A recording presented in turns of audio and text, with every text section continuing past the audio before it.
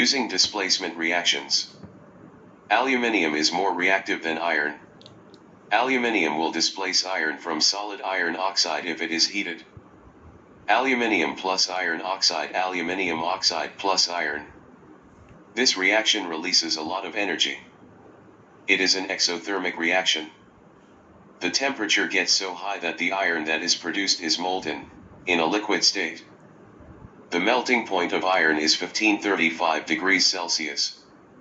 This reaction is very useful and is used by railway companies to weld rails together. Often, rails need to be welded where the railway lines are.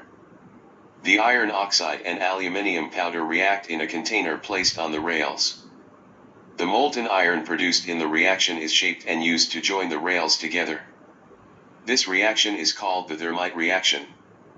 In order for the reaction to take place, the iron oxide and aluminium mixture has to be ignited. This is done using another exothermic reaction, this time between magnesium powder and barium nitrate. This provides the energy to start the displacement reaction between the aluminium and iron oxide. Displacement using carbon. Carbon is not a metal, but it can be used to displace some metals from their compounds. Carbon will displace zinc, iron, tin, and lead from their ores. An ore is a rock that contains a metal compound.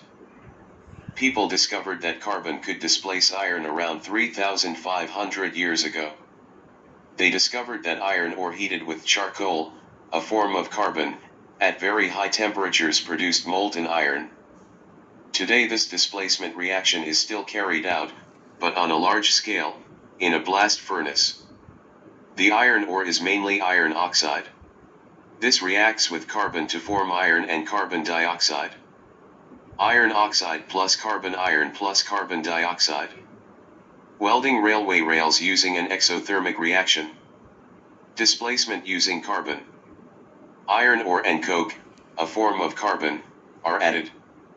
Iron being displaced from its ore by carbon. Air is blown into the furnace to burn the coke and create the high temperatures needed for the reaction. Molten iron collects at the bottom.